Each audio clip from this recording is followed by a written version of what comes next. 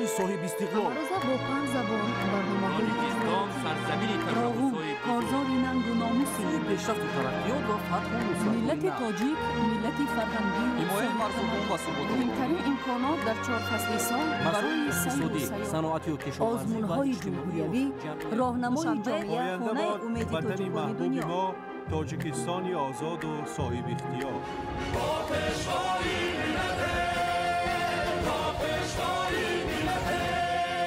دوست باشید، اتفاق باشید، شکرانه همین دولت کنید، شکرانه همین سرزمین کنید، شکرانه کنید که چنین وطن عزیز و محبوب دارید.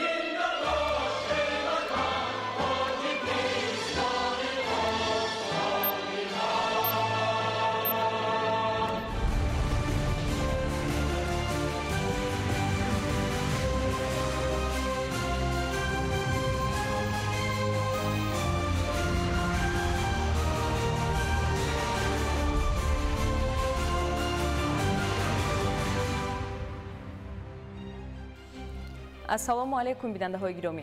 нашри муфассали бардоми ахборро бо муҳимтарин мавзӯъҳо манзури шумо мегардонем. дар студио бо шумо фахриддини муҳаммад юсуф ва мадина назарзода. таваҷҷӯҳ намоед ба сархати гузоришҳо.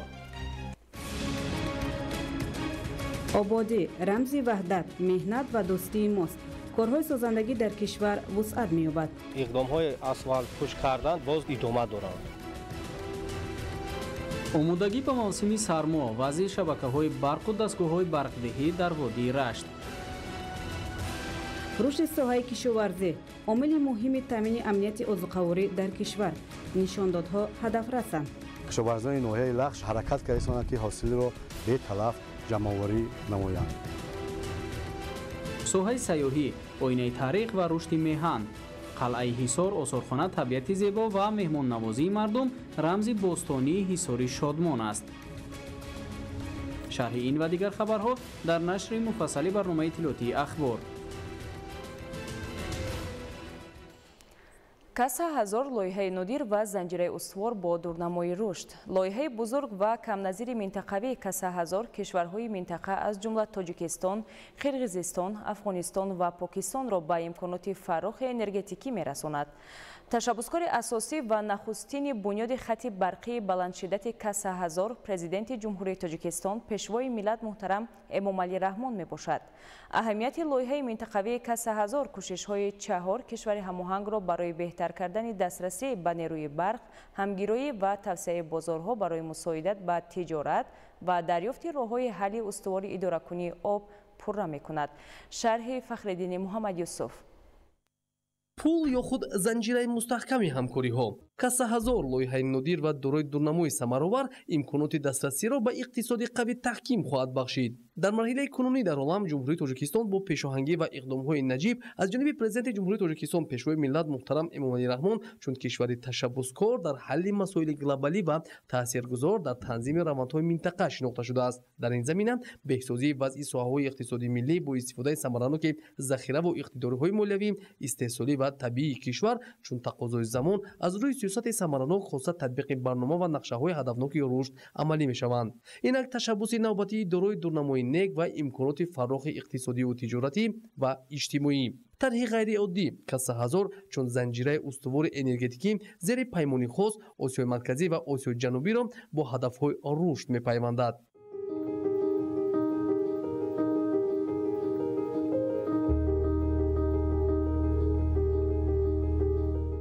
инфраструктураи муосир, хизматрасонии фарохи иҷтимоӣ ва рушди фарогир бо такя ба лоиҳаи беҳамтох. хоса системаи устувори минтақавии интиқолдиҳандаи барқ ба истеъмолкунандагон ҳам имконоти устувори тиҷоратӣ ва ҳам рушди маҳаллу зиндагии шоистаро дар ҳар манзил дастёб мегардонад. дар ин замина нишондиҳандаҳои раванди татбиқи лоиҳаи минтақавии интиқолдиҳандаи нерӯи барқ каса ҳазор бо фаъолсозии инфраструктураи зарурӣ ба қайд гирифта мешавад. энергия бо эътимод бунёди пули энергетикӣ аз асоснокунии техникии иқтисодии лоиҳа соли 2009 шурӯъ гардида соли 2011 аз нуқтаи назари тиҷоратӣ низ тасдиқ шуда буд. қадами устувор марҳилаи аввал хати баландшиддати 500 киловаттаи интиқоли нерӯи барқ аз даткаи Қирғизистон ба хуҷанди Тоҷикистон сифатнок амалӣ гардид ва ҳам сохтмони хати баландшиддат аз Тоҷикистон ба Афғонистон ва аз он кишвар ба Покистон бо дарозии 750 километр инфраструктури лоиҳавӣ аст. лоиҳаи Кас Ҳазор яке аз лоиҳаҳои муҳими системаи энергетикии ҷумҳурии Тоҷикистон ва Осиёи Марказӣ ба ҳисоб меравад. дар доираи лоиҳаи Кас Ҳазор сохтмони изгоҳи конверторӣ бо иқтидори 1300 мегаватт, сохтмони изгоҳи электродӣ дар ноҳияи Вахш, хатти интиқоли барқии 500 киловолт ҷараёни тағйирёбанда аз зеризгоҳи Даткаи Қирғизистон то зеризгоҳи Сух 500 ҷумҳурии Тоҷикистон, хатти интиқоли барқии ҷараёни тағйирёбандаи 500 киловолт аз зеризгоҳи Регар 500 то изгоҳи конвертории Сангтуда ва хатти интиқоли барқии ҷараёни доимии 500 киловолт аз изгоҳи конверторӣ то сарҳади ҷумҳурии Афғонистон, хатти интиқоли барқии 66 киловолт аз изгоҳи конверторӣ то изгоҳи электродӣ ва хатти интиқоли барқии ҷараёни тағйирёбандаи 220 киловолт аз зеризгоҳи Сангтуда 1 то изгоҳи конвертории Сангтуда. айни замон ҳамаи корҳои банақша гирифташудаи дар доираи лоиҳаи Кас Ҳазор аллакай пурра ба анҷом расидаанд. Касса Ҳазор аз ҷумлаи лоиҳаҳои бузурги минтақавии энергетикӣ мебошад, ки бо ташаббуси Тоҷикистон ҳамоҳангиро ба вуҷуд оварда дар раванди татбиқи саривақтии он ҳамдастии амиқ дар баробари таъмини рушди иҷтимоию иқтисодии кишварҳои минтақа бо халқаи мустаҳками энергетикӣ пайваст гардид, ки ҳамкориро дар дигар арсаҳои ҳаётан муҳим тақвият мебахшад. Тарҳи Касса Ҳазор унсури калидии бозори энергетикии минтақа ва пайвандсози тавлидкунандагону истеъмолкунандагони нерӯи барқ арзёбӣ мешавад. Ин лоиҳа воситаи муосири амаликунонии меъёрҳои нави тиҷоратӣ ва фанновариҳои муосир дар иқтисодиёти давлатҳо маънидод мегардад, ки дар раванди татбиқи он шарикони рушд нақши муҳим доранд. ёдрас мешавем, ки ҷараёни амалисозии лоиҳа марҳилаҳои хосро шурӯъ аз асоснокунӣ то ба зарфиятҳои иҷрошаванда дар бар гирифта 4 давлатро ба ҳам мепайвандад. Касса Ҳазор боз як қадами муҳиму устувор дар таҳкими системаҳои барқи Осиёи Марказӣ ва Осиёи Ҷанубӣ мебошад.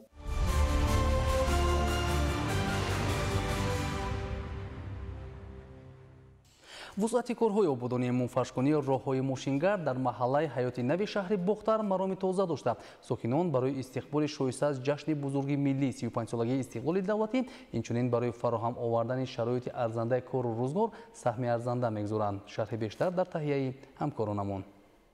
вобаста ба анҷоми корҳои созандагиву бунёдкорӣ дар шаҳри Бухтар ҷиҳати таъмиру мунфашсозии роҳҳои марказиву аҳамияти маҳаллӣ дошта, диққати махсус равона гардида, марҳила ба марҳила роҳҳои ба таъмир эҳтиёҷ дошта асфалтпӯш карда мешаванд.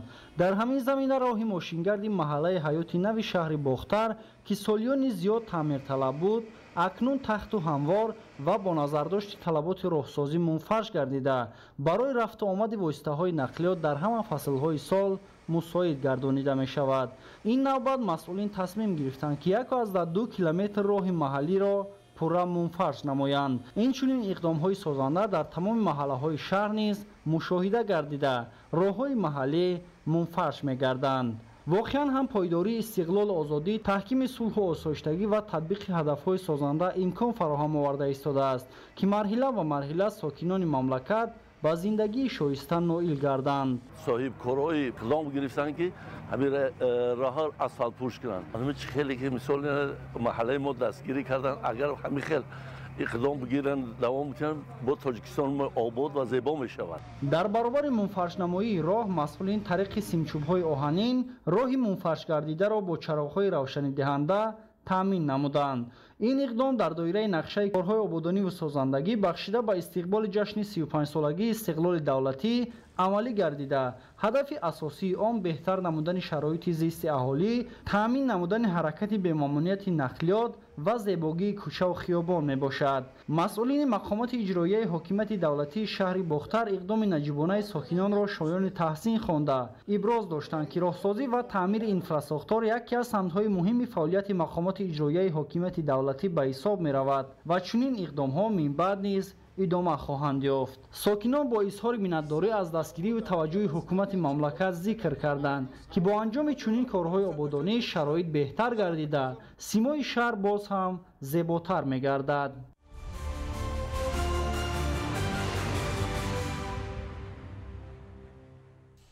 ба истиқболи ҷашни 35-солагии истиқлоли давлатии ҷумҳурии Тоҷикистон дар ноҳияи Фархор низ баробари бунёду навсозии иншооти таъиноти гуногун ба корҳои таъмиру аз навсозии роҳу пулҳои мошингузар таваҷҷӯҳи хоса зоҳир мешавад.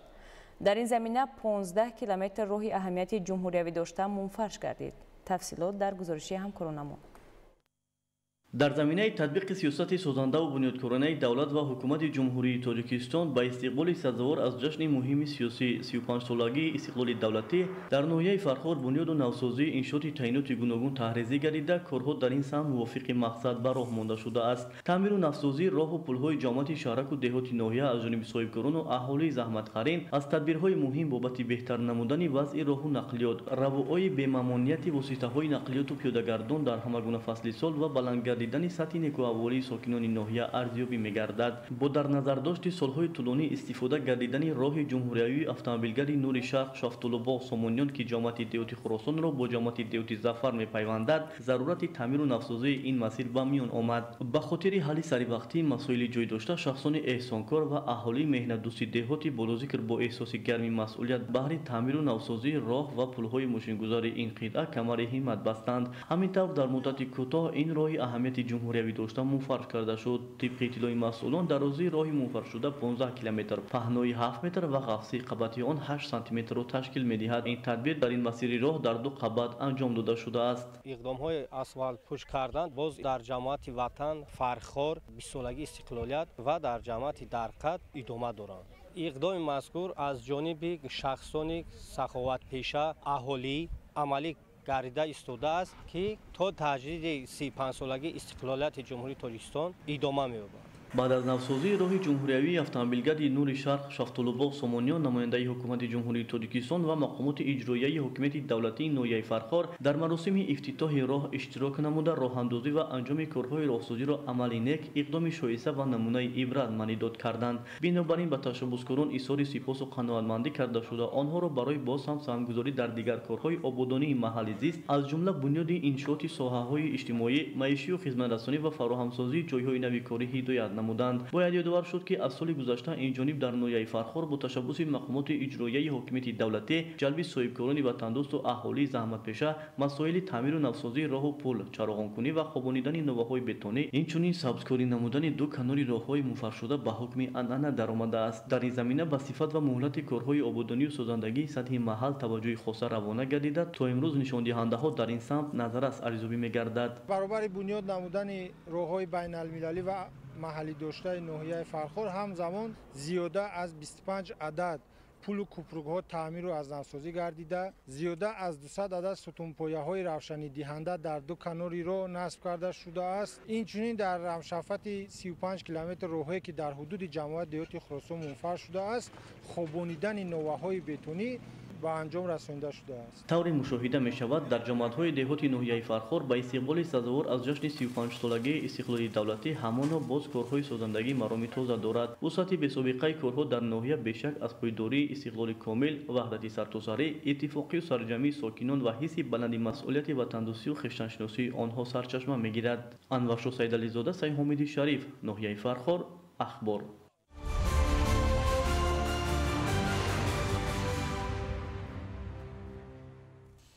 бахшида ба ҷашни 35 солагии истиқлолии давлатии ҷумҳурии тоҷикистон дар ноҳияи шуғнон корҳои ободонӣ вусъат меёбанд. ҳоло дар шаҳраки ваҳдати ноҳия сохтмони 29 иншооти гуногун таъйинот ҷараён дошта, татбиқи тарҳҳо заминаи мусоид барои беҳтар шудани шароити зиндагии сокинон ва рушди инфраструктураи иҷтимоию иқтисодӣ арзёбӣ мегардад. гузориш дар ин хусус. маркази ноҳияи шуғнон шаҳраки ваҳдат дар даврони соҳибзиқлолии кишвар бо дастгирии бевоситаи пешвои миллат президенти мамлакат муҳтарам Эмомалӣ Раҳмон бунёд ёфта рӯз аз рӯз ободу зебо гардида, имрӯзҳо дар он ҷо чандин биноҳои зебову баландошона қомат афрохта истоданд. айни ҳол дар иншооти таъйиноти гуногун корҳои бунёдӣ идома дошта, дар 29 иншоот корҳои сохтмонӣ идома доранд. барномаи рушди иҷтимоию иқтисодии ноҳияи шуғнон барои солҳои 2020-2025 137 лоиҳаро дар бар гирифта 106 лоиҳа пурра иҷро гардиданд. дар ин замина имрӯз дар бунёди гармхонаи муосир ки дар масоҳати 1 гектар замин сохта мешавад, маркази хизматрасонӣ ва парки технологии ноҳияи шуғнон корҳои созандагӣ ҷараён доранд. сохтмони гармхонаи замонавӣ дар деҳаи пашори ҷамоати деҳоти Поршинев яке аз иншооти калон ба ҳисоб рафта, сохтмони онро ҷамъияти дорои масъулияти маҳдуди ситоиш ба ҳуда дорад. аз гуфти мутасаддиён 70% корҳои сохтмонӣ аллакай анҷом ёфтанд. масолиҳи آگاهی ساختمانی از دولت‌های فدراسیای روسیه و جمهوری مردمی چین دسترس کرده می شود. با شرافت جشن 35 سالگی استقلالیت دولتی جمهوری تاجیکستان در ناحیه شغنان ساختمان گرمخانه زمانوی در میدان 1 گکتار در دهه پاشور جماعت دهات پشنیف ادامه دارد. حاضرین وقت با خاک تامین نمودن گرمخانه به اتمام رسانیده شده. کارهای ساختمانی آهن و بتونی ادامه دارند. در نظر است که گرمخانه در آینده توسط آبی گرم، بوق و قوه برق گرم کرده می شود. در داخل گرمخانه همزمان ساختمان گرمخانه‌های علاوه‌ای در نظر داشته شده است. مورد به ذکر است که گرمخانه زمانوی مطابق به استانداردهای جهانی ساخته شده، عین حال کارهای بند و بست تجهیزات آن با جلب متخصصان جریان دارد. بنا به معلومات متخصصان در داخل آن سیستم‌های ونتیلیاسیون، سیستم‌های پرورش و سیستم‌های موافق احتیاجات مجهز کرده می شود. اینچنین در دهه پاشور ناحیه شغنان ساختمان پارک تکنولوژی ادامه داشته، ساختمان مرکز خدمت رسانی انجام یافته. در داخل بنا کارهای هموارکنی و بتونریزی و به ترتیب درآوری ادامه واقعی دارند. ما تصمیم گرفتیم در رشد آبادی دیور از خود سهم با سزا گذاریم و به این روز در دهه پاشور ناحیه شغنان یک مرکز خدمت رسانی بنیاد نموده. در اینجا کارهای به ترتیب درآوری شروع شدند و در آینده می‌خواهیم طلبات ساکنان را در سمت خدمت رسانی نقلیات را تامین نماییم. ناحیه شغنان در طول 34 سال دوران صاحب استقلالی وطن به دستاوردهای نظررس نائل گردیده، ساکنان آن بهر پیشرفت منبعد وطن سعی و تلاش دارند. تطبیق عملی هدف‌های استراتژی حکومت جمهوری تاجیکستان خصوصاً صنعتی‌کنانی با سرعت مملکت در ناحیه با مرام جریان دارد که بهر تامین زندگی شایسته ساکنان شرایط مساعد را فراهم آورده است. در ناحیه در مجموع 31 کارخانه صنعتی با تأسیس زیاده از 60 جایهای نوی کاری به قید گرفته شده. از حساب کارخانه‌های صنعتی در مجموع مبلغ زیاده از 37 میلیون سومانی محصولات صنعتی استحصال گردیده است که در مقایسه با همین دوره سال گذشته به اندازه بیش از 6 میلیون سومانی زیاد می باشد. چنین آبادانی و سازندگی به کار انداختن کارخانه‌های صنعتی و مؤسسه‌های معارف و تندرستی در تمام جماعت دهات ناحیه بر حالا مشاهده گردیده زندگی مردم رو به بهبودی نهاده است. مهره طاهر، مبارک شوی رستم، ناحیه شغنان، اخبار.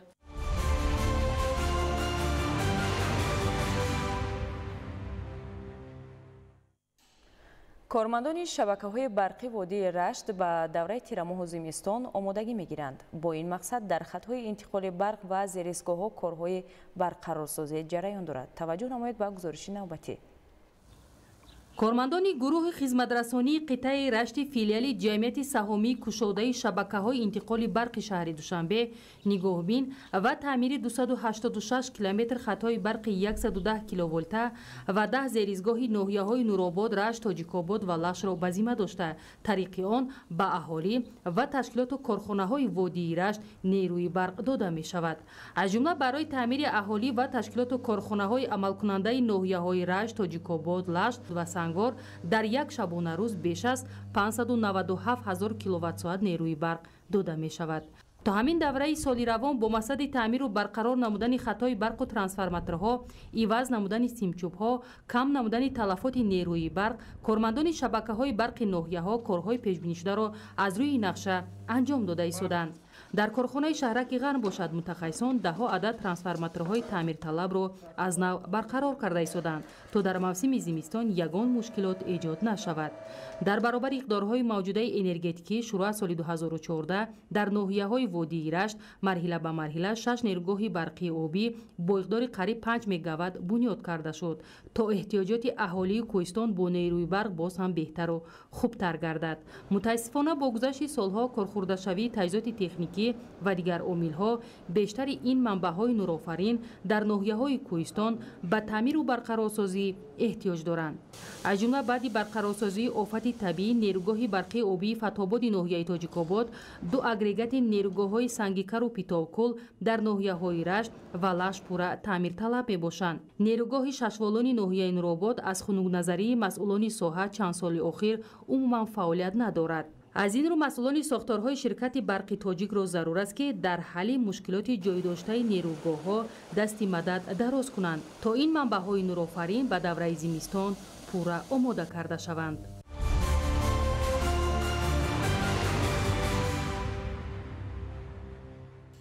در شهر بوستون جهت آمادگی به فصل زمستان تدبیرهای موثر اندیشیده می‌شوند. تا امروز در مؤسسه‌های تعلیمی شهر زیاده از 350 تن انگشت و دیگر مواد ضروری ذخیره کرده شده است. ادامه مطلب در گزارش خبرنگارانمون.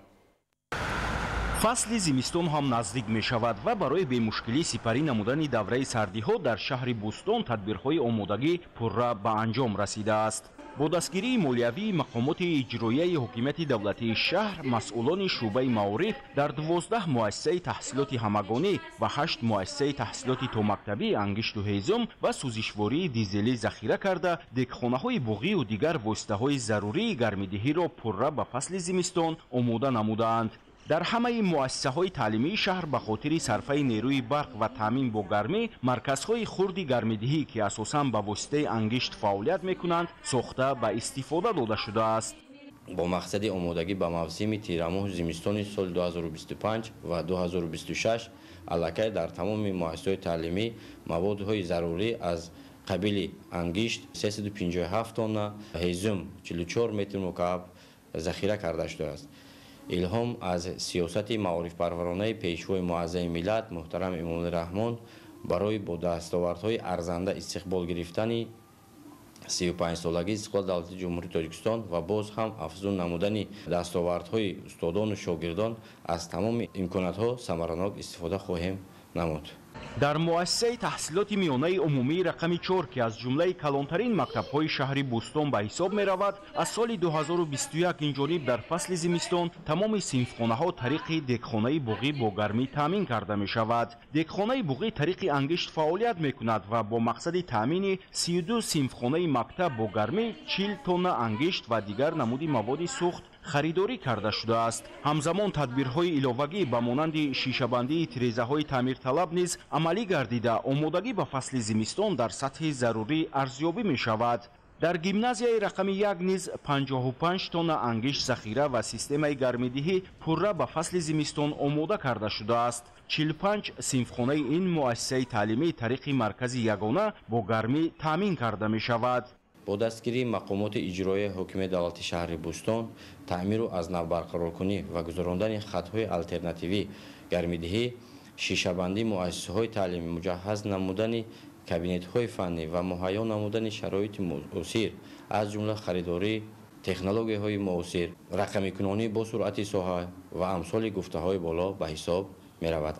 مسئولان شعبه معارف شهر بوستون ابراز داشتند که جهت آمادگی به فصل زمستان در مؤسسه‌های تعلیمی در مجموع 12 دکخانه باغی، 9 گنراتور برق دهنده و زیاده از 200 گرمکنک برقی در حالت خوبی کاری قرار دارند. طور معلوم گردید در مؤسسه‌های تعلیمی شهر آمادگی به فصل زمستانی سالهای 2025-2026 همه‌جانبه بوده اذخیره کافی انگشت و دیگر مواد سوخت امکان می‌دهد که سردی‌های فصل زمستان به مشکلی سپری شود. عبدالوهاب عبدالستار، الیاس باباجان، شهر بوستون، اخبار.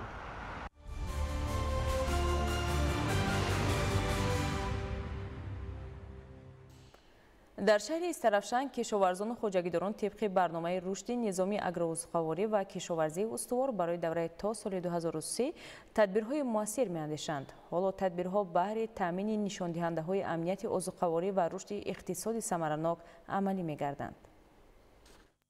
سال روان خوجگیداران و کشاورزان همه شکل‌های خوجگیداری شهر استرافشان بوستونی در میدان نزدیک 30,000 گکتار کشتی تیرماهی و بهاری زراعت‌های گوناگون از قبیل غله‌دانگی‌ها، پالیزی و کارتوشکا و سبزوات و زراعت خوراک سبز چاروا کشت کرده بودند و امروزها حاصل فراوان جمع می‌آورند. طبق معلومات فوری ریاست کشاورزی شهر استرافشان تا امروز حجم عمومی استحصال محصولات کشاورزی 2 میلیارد و 487 میلیون و 700 سومانی را تشکیل داد که نسبت به همین دوره سال 2024 نزدیک 150 میلیون سومانی زیاد میباشد. اگر سال 2024 حجم استحصال کارتوشکا در حدود خواجگی‌های کشاورزی شهر ایسرافشان 51809 تن را تشکیل داده باشد، پس این نشان دهنده سال روان 61425 تن را تشکیل داد. حاصل به دست آمده از هر گکتار میدان کارتوشکازور به حساب میانه 430 سنتنری حسابیده شد. این نشان دهنده طفیل استفاده تخمی‌های الیتی نوهای دوپوسته سرخ، پیکاسو، آلادین، اوچی، غنچی، شکرانه، نورینیسو و جاری نمودن قاعده‌های پیشرفته اگروتکنیکی کشاورزی به دست آورده شد. اگر کشاورزان همه شکل‌های خواجگیداری شهر ایسرافشان سال گذشته از 1307 گکتار میدان 66548 تن پیاز جمع‌آوری کرده باشند، پس سال روان این نشان دهنده به 71746 تن رسانیده شد. همه ساله در روند تامین سبد استعمالی صادرات این نمودی محصولات کشاورزی به تمام منطقه‌های جمهوری تاجیکستان عملی گردیده، بازارهای شهر و ناحیه‌ها منتظم غنی گردانیده می‌شوند. اقلیم شهر ایسرافشان در برابر کشت و پرورش زراعت‌های مختلف کشاورزی همزمان به بنیاد و استحصال باغ و تاکسار مساعد است. از این لحاظ در حدود شهر ایسرافشان 2110 گکتار میدان باغ موجود است که از آنها نزدیک 2000 گکتارش حاصلده محسوب یافته از نهالان اینتنسیوی و سوپر اینتنسیوی عبارتند. طبق معلومات آماری باغداران تا امروز زیاد از 18000 تن میوه‌های شهدبار جمع‌آوری کرده در برابر ذخیره دوره زمستان همزمان به بازارهای شهر و ناحیه‌های مملکت انتقال داده ایستادند. عین حال در همه خواجگی‌های کشاورزی شهر ایسرافشان نوابسته از شکل مالکیتشان 3598 گکتار تاکزار موجود است. فعلا تاکداران با مقصد باز هم بیشتر به دست آوردن فایده اقتصادی پس از قونوچین انگورهای خوشمزه به خشک کردن و استحصال مویز شغل دارند. انگورهای خوشصفت جمع‌آوری شده در جایهای مخصوص زیر شعاع آفتاب تیرماهی پهن و در تجهیزات مخصوص گذاشته با این وسیله خشک کرده میشوند. این عمل امکان فراهم می‌آورد که هر سال زیاد از صدها تن مویزهای خوشصفت استحصال گردیده دسترخوان پرناز و نعمت ساکنان مملکت را غنی می‌گرداند. فردوس عمرزاده، مضبوط بابازاده، آرزو معروفزاده، شهر ایسرافشان، اخبار.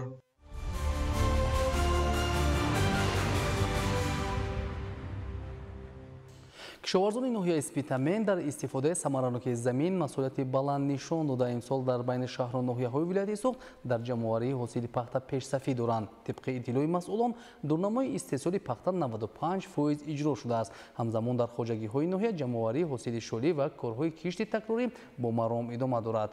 гузориш дар ин хусус.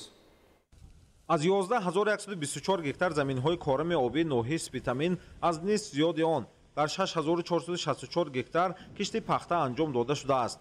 пахта ҳамчун ашёи хоми саноатӣ барои таъмини корхонаҳои коркар, истеҳсоли ришта, ки дар ҳудуди ноҳия чунин корхона мавҷуд аст, муҳим арзёбӣ мегардад. кишоварзон дар заминҳо навъҳои пахтаи маҳаллию хориҷӣ киш намуданд ва ҳосилнокӣ дар чиниши якум ва дуюм хуб арзёбӣ мегардад. нави дӯстӣ ҷунта кошта будем 28 гектар, ҳамин ҳозир баъзи ҷоҳош 25 сентнери 30 сентнери дода иста якум чинак чинда истодаем. то ҳамин рӯза 50 тонна пахта ба завод супоридем. ҳар рӯз аз 30 то 40 нафара баромда истодааст ба чинак. аз ҷониби мақомоти иҷроии ҳокимияти давлатии ноҳияи спитамен хоҷагиҳо бо ҷалби қувваи корӣ дар як рӯз то 200 тонна пахта ҷамъоварӣ карда мешавад ва аз аввали мавсим то имрӯз ҳосил 12500 тоннаро ташкил дода бояд то охири мавсим истеҳсоли пахта ба 14291 тонна расонида шавад. хоҷагиҳои кишоварзии ҷамоати диҳоти ба номи Турсун Улҷабоев ва ҷамоати Сарбанд дурнамои истеҳсолиро пурра иҷро намуда, ҳоло ҷиҳати афзун намудани ҳаҷми ҳосил чиниши пахта дар заминҳо идома дорад. дар ҳудуди ноҳия 3 корхонаи қабул ва коркарди пахта мавҷуд аст ки ҳамарӯза ҳосил ба ин корхонаҳо ворид карда мешавад. бояд қайд намуд ки дар миёни шаҳру ноҳияҳои пахтакори вилояти суғд имсол аз ҳисоби ҷамъоварии ҳосил ноҳияи спитамен пешсаф буда то санаи 27 октябр 95% нақшаи дурнамо иҷро карда шуда ҳанӯз ҳосил дар саҳро зиёд мебошад ва ҷиҳати пурра ҷамъоварии он қувваи кории иловагӣ ҷалб мегардад.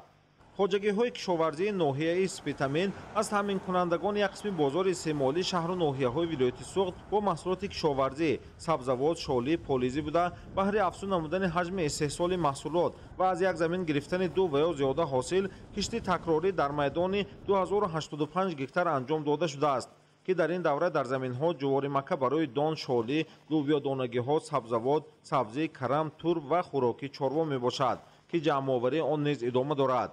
имсол майдони кишти шолӣ дар ноҳия 1659 гектарро ташкил додааст, ки нисбати соли гузашта 123 гектар зиёд мебошад ва бо ин ҳисоб мусоид омадани обу ҳаво ҳаҷми ҳосил низ зиёд пешбинӣ шудааст.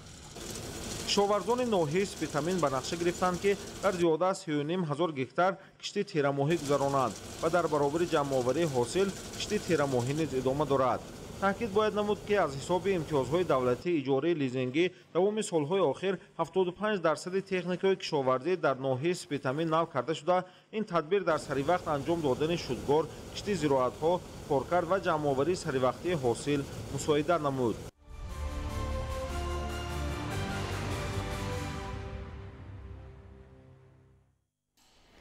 имсол дар ноҳияи лахш ҳосили картошка бояд аз майдони зиёда аз 5500 гектар ҷамъоварӣ карда шавад. дар ин замина марҳилаи ниҳоии ҷамъоварии ҳосили сабзавот ва меваҷот идома дорад. гузориш дар ин хусус. имсол дар ноҳияи лахш нисбат ба соли 2016 майдони кишти картошка 985 гектар васеъ аст. ҳоло охирон марҳилаи ҷамъоварии ҳосил идома дорад. лахш аз ҷумлаи ноҳияҳои аграрии кишвар маҳсуб ёфта, кишоварзӣ самти асосии фаъолияти сокинонашро ташкил медиҳад. ҳамасола сокинони ин ноҳия аз ҳисоби истифодаи имкониятҳои табиӣ ва таъмини истифодаи самараноки замин ҳосили баланд ба даст оварда, дар пешрафти дучанди соҳаи кишоварзӣ саҳми муносиб мегузоранд. ҳаракат карданд, ки ҳосилро беталаф ҷамъоварӣ намоянд.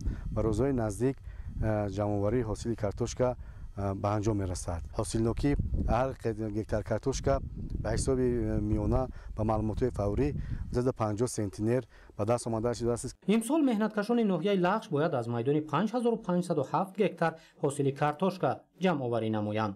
ҳоло ҳадафи меҳнаткашони ноҳияи лахш ба истифодаи пурраи имкониятҳои табиӣ ва баланд бардоштани нишондодҳои истеҳсолӣ равона карда шудааст. бо назардошти ҳамин, дар доираи иҷрои супоришҳои ҳукумати кишвар тадриҷан аз ҳисоби заминҳои бекорхобидаи талу теппаи доманакӯҳ майдони кишти картошка васеъ карда мешавад. масалан, соли 2025 дар ноҳияи лахш 10 гектар замини нав ба гардиши кишоварзӣ дароварда шудааст. ҳозир ҷамъкунӣ бо марон рафта истодааст. кишоварзони ноҳияи лахш ҳосилро бо анборхонаҳо, дар сархонаҳо захира карда истодаанд. ҳоло дар ноҳияи лахш майдони умумии боғ ба 485 гектар расидааст, ки нисбат ба соли 2016 102 гектар васеъ мебошад.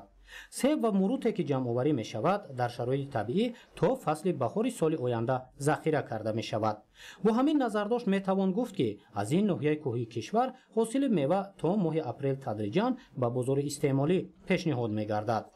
васеъшавии имкониятҳои истеҳсолӣ ва фаровонии ҳосил заминаи асосӣ маҳсуб меёбад барои афзоиши нишондодҳои истеҳсолӣ ва саҳмгузорӣ дар фаровонӣ. интихоби дурусти замин, ниҳол ва риояи агротехникаи парвариш се омили аслие маҳсуб меёбад, ки ба гуфтаи деҳқонони соҳибтаҷрибаи ноҳия сабаби аслӣ барои рушди боғдорӣ дар ин ноҳияи баландкӯҳи кишвар шудааст. дар ин баробар барои фасли зимистон ва аввали баҳор кишоварзон аз самараи меҳнати худ захира мекунанд.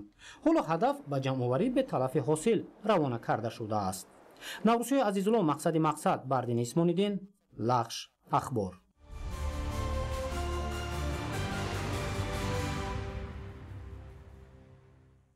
дар шаҳри панҷакент ба ифтихори ҷашни меҳргон, ки иди деҳқон ва кормандони соҳаи кишоварзӣ маҳсуб меёбад, бо иштироки ҳайати васеи сокинон ҳамоиши идона ва намоишфурӯши маҳсулоти кишоварзӣ баргузор шуд.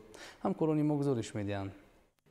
ҷашни меҳргон таҷассумгари суннатҳои неки инсонӣ буда, файзу баракати хони пурнеъмати кишоварзонро бо шукӯҳу шаомати хоса инъикос менамояд. дар доираи таҷлил аз ҷашни меҳргон дар боғи истироҳатию фароғатии камоли хуҷандии шаҳри панҷакент намоишфурӯши молу маҳсулоти кишоварзӣ ва маҳфили идона баргузор гардид. ҷашни меҳргон ҳамчун иди меҳру муҳаббат, дӯстию рафоқати одамон ба якдигар, накӯкорӣ, тантанаи ранҷи кашидаи барзгарон аст, ки ниёгони мо дар мавсими ҷамъоварии ҳосил таҷлил мекарданд. бинобар ин меҳргон рамзи тирамоҳи зарнисор, айёми ҷамъоварии ҳосили бо арақи ҷабин коштаи марди деҳқон мебошад. дар оғози чорабинӣ меҳмонон ва масъулон аз намоишфурӯши маҳсулоти кишоварзӣ дида намуданд. кишоварзон дар ин рӯз дастранҷи меҳнати худро аз қабили картошкаю пиёз, сабзию карам, ғалатдонагиҳо ва дигар маҳсулот ба маъраз гузоштанд.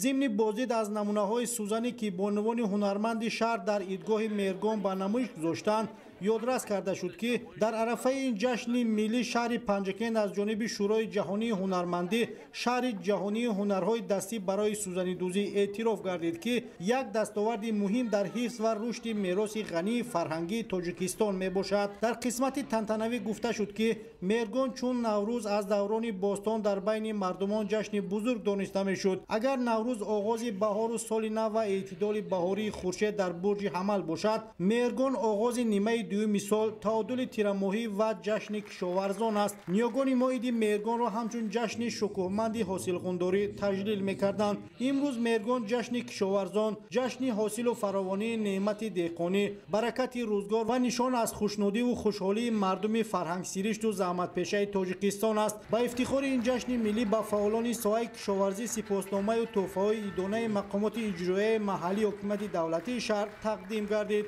سرود و ترانه‌های دلنشین پیشنهاد نموده اهل فرهنگ شهر پنجکند که تا دیرباز در این جشنگاه تنین انداز بود، انجام بخش چاره‌بینی گردید.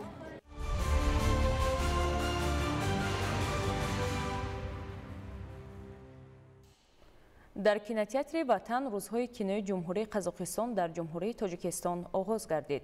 дар чорабини намояндагони синамои ҷумҳурии тоҷикистон ва ҷумҳурии қазоқистон инчунин алоқамандони соҳаи кино иштирок намуданд. таъкид гардид ки баргузории рӯзҳои синамои қазоқистон дар тоҷикистон идомаи анъанаи хуби ҳамкории фарҳангии байни ду давлат мебошад ки дар таҳкими дӯстӣ ва ҳамдигарфаҳмии мардумони ду кишвар нақши арзанда мегузорад. иброз гардид ки баргузории рӯзҳои синамои қазоқистон дар тоҷикистон барои тамоми дӯстдорони синамо рӯйдоди муҳим ва таърихӣ буда ба таҳкими робитаҳои филмсозони ду кишвар мусоидат менамояд. дар рӯзи якуми рӯзҳои кинои қазоқистон филми драмаи ҳарбии вақти ватанпарварон намоиш дода шуд. филм мазмуни баланди ватандӯстӣ дошта ҷавононро ба дӯст доштани ватан, эҳтиром ба арзишҳои миллӣ ва хештаншиносӣ даъват менамояд. рӯзҳои синамои қазоқистон дар ҷумҳурии тоҷикистон то 30 октябр дар кинотеатри ватан идома меёбад. барномаро ёдор меҷем дар шаҳри ҳисор ҷиҳати рушди соҳаи сайёҳӣ як қатор тадбирҳои мушаххас роҳандозӣ мешаванд. давоми 10 моҳи соли ҷорӣ аз мавзеъҳои таърихию фарҳангии шаҳр наздик ба 40 000 сайёҳи дохилию хориҷӣ дидан намуданд. ҳамкорони мо шарҳи бештар доранд. тоҷикистон дорои мероси ғании таърихиву фарҳангӣ буда барои ҷалби сайёҳони дохиливу хориҷӣ имкониятҳои гуногунро доро мебошад. мамнӯъгоҳи таърихиву фарҳангии ҳисор яке аз мавзеъҳои сайёҳие ба шумор меравад ки ҳамарӯза сайёҳони дохилӣ ва хориҷӣ ба ин ҷо меоянд. мамнӯъгоҳи мазкур дар замони соҳиби истиқлолии кишвар хеле ободу зебо гардида дар ҳудуди он растаи дуконҳои армоғон ва ҳунармандӣ ташкил карда шудааст. ҳамзамон дар майдони регистон гулубутаҳои ороишӣ шинонида шудааст ки ба макони зебо و دلفریب تبدیل یافته است. طبق اطلاع مسئولین سال جاری تا امروز زیاده از 19,000 سیاحان به این موضع تشریف آوردند که از این شماره بیشتر از 6,000 نفرشان سیاحان خارجی می باشند. ممنوعگاه تاریخی و فرهنگی ایثار به شهر دوشنبه پایتخت کشورمان نزدیک بوده دقت هزاران سیاح را به خود جلب می نماید. در ممنوعگاه راهبلدان با زبانهای تاجیکی، روسی، انگلیسی و مهمانان راهبلدی نموده آنها را با تاریخی پرغناوت ملت تمدن آفر تاجیک آشنا می‌نماید. در شهر ایثار برای سیاحان و مهمانان امکانیت‌های سیاحی زیادند. یکی از آنها مرکز خدمترسانی باغ زمستانه شرشره میباشد. مهمانان و سیاحانی که به این موضع تشریف می‌آورند بیشتر به گل و بوته‌های نادر، گوشه‌های زیبای باغ که با صنعت اصیل تاجیکان آرا یافته است، توجه ظاهر می‌کنند. برای جلب سیاح‌های خارجی ما زیاده از یک 500 جای نشست تشکیل کردیم که آنها آمده از گل و بوته‌های باغ زیبای ما بهره برند. مسئله رشد ساحه سیاحی از سالهای اولی صاحب استقلالی مملکت در مرکز توجه حکومت مملکت بخصوص پیشوای ملت محترم امام علی رحمان قرار داشت. امروز باشد ساحه سیاحی همچون سمت افضلیتناک اقتصادیات ملی خیلی رشد کرده سال تا سال واردشوی سیاحان خارجی به کشور بیشتر می‌گردد. گزارش دلشاد رحمانزاده و صدرالدین ابراهیم زاده برای برنامه اطلاعاتی اخبار.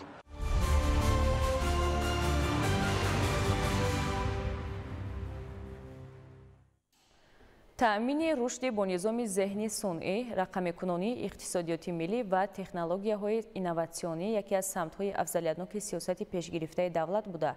در یک مدت کوتاه با تشبث و دستگیری به واسطه پرزیدنت جمهوری تاجیکستان پیشروی ملت محترم امامعلی رحمان، زمینه‌های اینفراستراکتور اقتصادی رقمی و اساس‌های حقوقی ساحه تشکیل و تقویت داده می‌شود. شرح بیشتر در تهیه همکارانمان. ҷаҳони муосир зеҳнияти баландро ҷиҳати пешбурди соҳаҳои воқеи иқтисодӣ тақозо менамояд. сармояи инсонӣ чун муҳаррики пуриқтидор ба пешрафти инноватсия ва технологияҳои нав мусоидат мекунад ва бинобар ин ҷавононро мебояд бештар ба илмумӯзӣ, татбиқи лоиҳаҳои инноватсионӣ ва таҳқиқи масъалаҳои иқтисодии рақамӣ рӯ оваранд. дар натиҷаи таваҷҷӯҳ ба истифодаи васеъи технологияи инноватсионӣ усули кору хизматрасонӣ дар мамлакат рушд ёфта шароити хуби зиндагиро ба сокинон фароҳам овардааст. қадамҳои аввалин барои пешравии рушди иқтисоди имрӯза инноватсия аҳамият барои кишвар ҳамон аст ки бояд саводнокии рақамӣ болотар равад ва тамоми донишгоҳу донишкада ба як равзанаи муайян, яъне равзанаи ягона пайваст шаванд ки барои тамоми ҷаҳон, яъне ما امکان پیدا میکنیم که از تمام جهان امکانیت‌های با روزه یگانه به اقتصاد رقمی گذاریم و برای پیشروی دولت سهم خود را گذاریم. иқтисоди рақамӣ ба воситаи васеъи технологияи иттилоотӣ марбут буда дар он воситаҳои электронӣ фаровон ба кор бурда мешаванд, яъне ҳамаи амалиёт тариқи технологияҳои ҳушманд иҷро мегардад. ин аст ки имрӯз истифодаи технологияи инноватсионӣ на танҳо сифати кору хизматрасониро беҳтар кард, балки раванди идоракунии осону қулай намуда самаранокии иқтисодиро дар пешбурди фаъолият фароҳам овардааст. ба андешаи коршиносон рақамикунонӣ таҳаввулоти ҷиддиро дар соҳаҳои воқеи иқтисодӣ ба вуҷуд овардааст. масалан корбарӣ бо равзанаи ягона, системаи худкори бақайдгирӣ ва воситаҳои асосии ҳисоббаробаркунии ғайринақдӣ эътимоднокии истифодабарандагонро дар бахши андоз, бақайдгирӣ, тиҷорат, истеҳсолот, сохтмон, хизматрасонӣ ва ғайра бештар намудааст. дар соҳаи гумрук аз 1 октябри соли 2025 ин барномаи наве ҷорӣ карда шуд ки ҳам бо иқтисоди рақамӣ ва ҳам бо зеҳни сунъӣ амал мекунад. ҳар гӯем ки молҳое ки бар тоҷикистон ворид мешаванд барномаи зеҳни сунъӣ таҳлил мекунад ва он чи ки бо назоратчии гумрукӣ ворид мекунад муқоиса мегардонад. ва дар соҳаи маориф бошад кушодаи курсҳои онлайн ройгон дар ҷумҳурии тоҷикистон махсусан барои барномасозон ва барои дилхоҳ соҳа низ пешбинӣ шудааст. инчунин якчанд ихтисосҳои фосилавӣ кушода шуданд. дилхоҳ ҷавон метавонад дар аврупо таҳсил кунад, новобаста нозе ки дар ҷумҳурии тоҷикистон зиндагӣ мекунад. дар раванди рақамикунонии соҳаҳои иқтисодиёт хароҷоти молиявии истифодабарандагон кам гардида дар натиҷаи фосилавӣ анҷом додани амалиёт вақт низ сарфа мешавад ки барои пешрафти ҳамаи соҳаҳо ва баланд бардоштани сатҳу сифати ҳаёти мардум манфиатовар мебошад. бояд гуфт ки гузариш ба иқтисоди рақамӣ дар татбиқи консепсияи ҳукумати электронӣ, фармон ва қарорҳои ҳукумати ҷумҳурии тоҷикистон, барнома ва лоиҳаҳои қабул гардида мусоидат менамояд ки ба рушди иқтисоди миллӣ ва афзоиши маҷмӯи маҳсулоти дохилӣ заминаи устувор фароҳам меорад.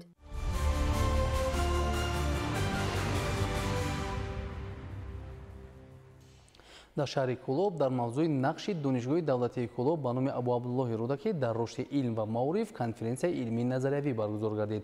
дар ҳамоиш олимон, омӯзгорон ва донишҷӯёни иштирок намуда дар бораи дастовардҳои ибрози назар карданд. гузориш дар ин хусус. дар донишгоҳи давлатии Кӯлоб ба номи Абу Абдуллоҳи Рӯдакӣ конференсияи ҷумҳуриявии илмии назариявӣ дар мавзӯи нақши донишгоҳи давлатии Кӯлоб ба номи Абу Абдуллоҳи Рӯдакӣ дар рушди илм ва маориф дар ҳошияи истиқбол аз ҷашни 35-солагии истиқлолияти давлатии ҷумҳурии Тоҷикистон доир гардид.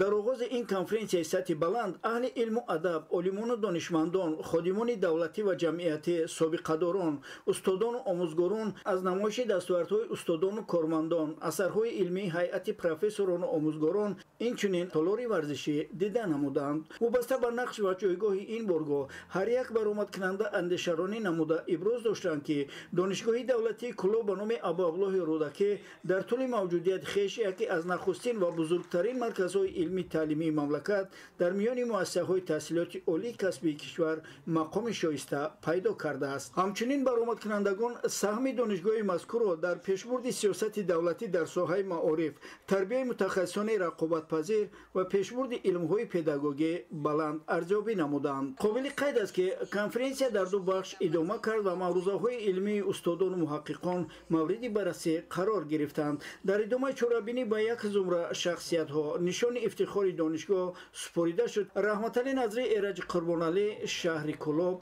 اخبار.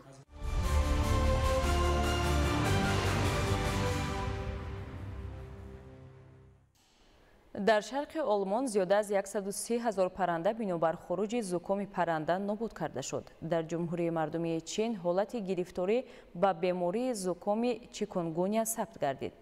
طبق معلومات مقامات تندرستی عین زمان تقریباً 10,000 شهروند در خطر احتمالی گرفتاری به این اپیدمی قرار دارند.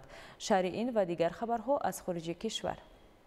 در قسم شمال و غربی ترکیه زلزله با اقتدار 3.9 بال به عمل آمد. طبق معلومات اداره دولتی حالتهای فوق‌العاده ترکیه، مرکز زمین لرزه در سمت شمال و غربی استانبول تقریبا 16 کیلومتر از ساحل در عمق 13 کیلومتر جایگیر است. زمین لرزه ساعت 19:44 به وقت محلی به قید گرفته شده است. آن را ساکنان یکچند ناحیه متروپولیا احساس کردند. خطر به عمل آمدن سونامی اعلام نشده است.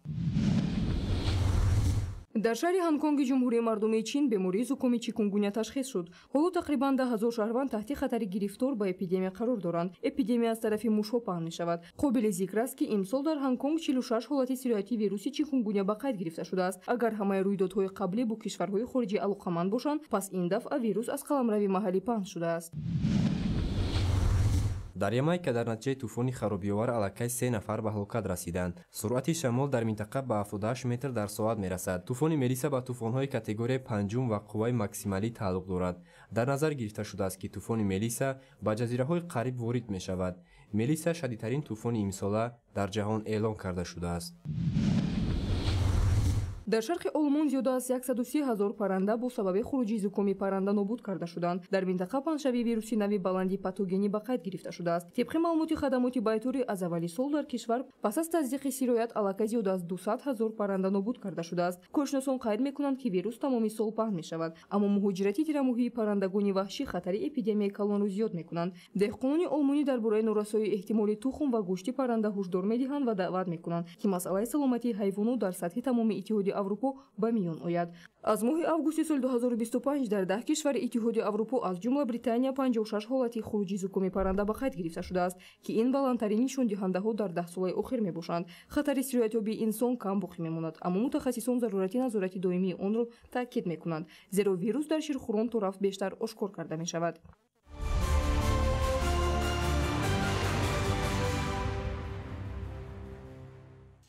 در شهر دوشنبه از روی نمود جودو بین جوانان تا سن 23 ساله مسابقه جمهوریوی برگزار گردید. در مسابقه ورزشکاران جوان از تمام منطقه‌های کشور اشتراک نمودند. رحمت شایابید گزارش می‌دهد. در هفته 4 ماه اکتبر در شهر زیبای دوشنبه چمپیونات جمهوری تاجیکستان بین جوانان تا 23 ساله اوید به گوشتن طرز جودو برگزار گردید. در این مسابقات باشکوه دهها ورزشکاران امیدبخش از تمام شهرهای مملکت در 7 وزن بین هم رقابت کردند. در طول 2 روز مسابقه اشتراکچیان با روحیه بلند و استوار ورزشی برای عنوان چمپیون جمهوری تاجیکستان مبارزه برده غالبان معلوم گردیدند. در وزن تا 60 کیلو محمد اقبال علیف از دسته شهر تابی مرکز بر همه حریفانش دست بالا شد.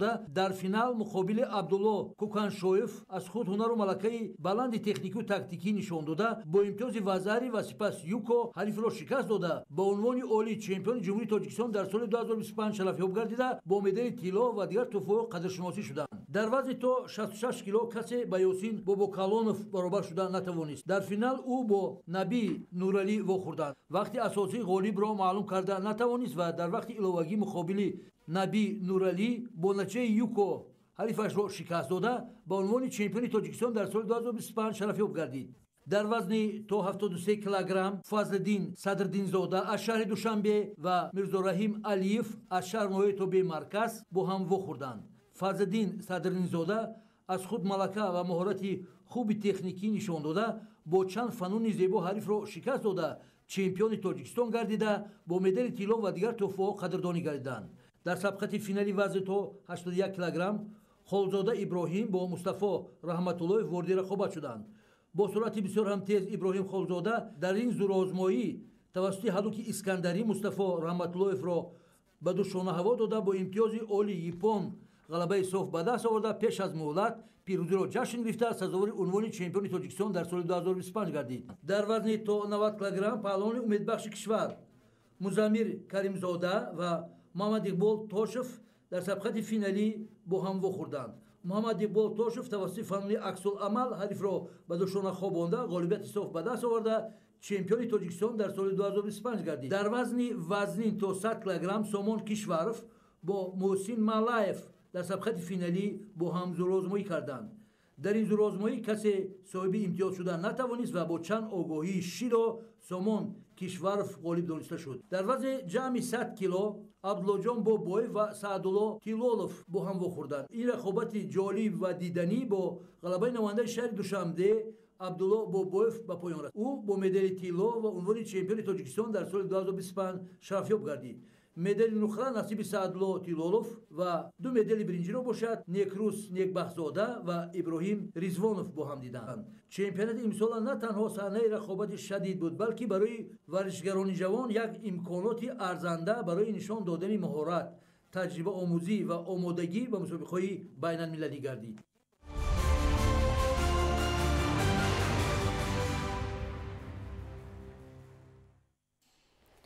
бинандаҳои гиромӣ, ин буд нашри муфассали барномаи тиловати ахбор. тансияту хонобод бимонед.